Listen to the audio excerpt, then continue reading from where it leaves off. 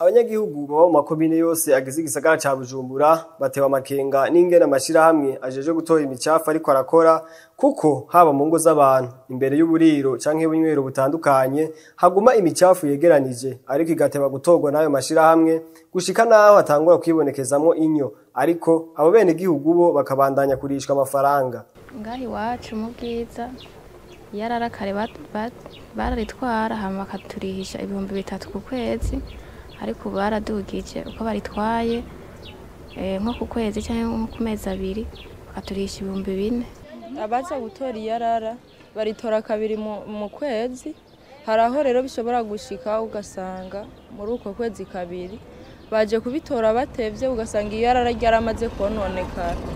Hari naho bashobora kuza bagatora ku ruhande rumwe, kwezi turi 10,000 imisi yose, nahone baraza gutora 10,000 ku kwezi bataje kuritora.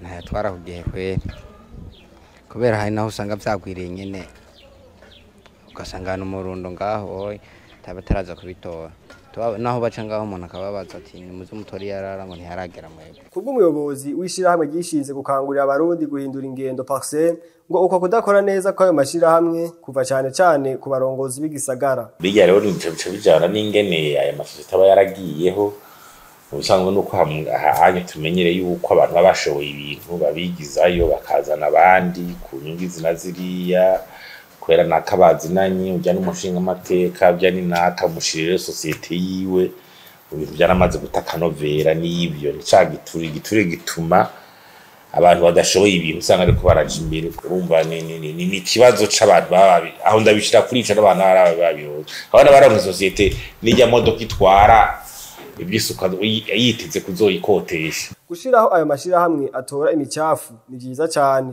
ariko gukurikirana ingera akora byo bavyiza kurusha, mbere vyo nasahiriza mu gisata c'amagara y'abantu mu kurinda ingwara ziva kw'isuku rike.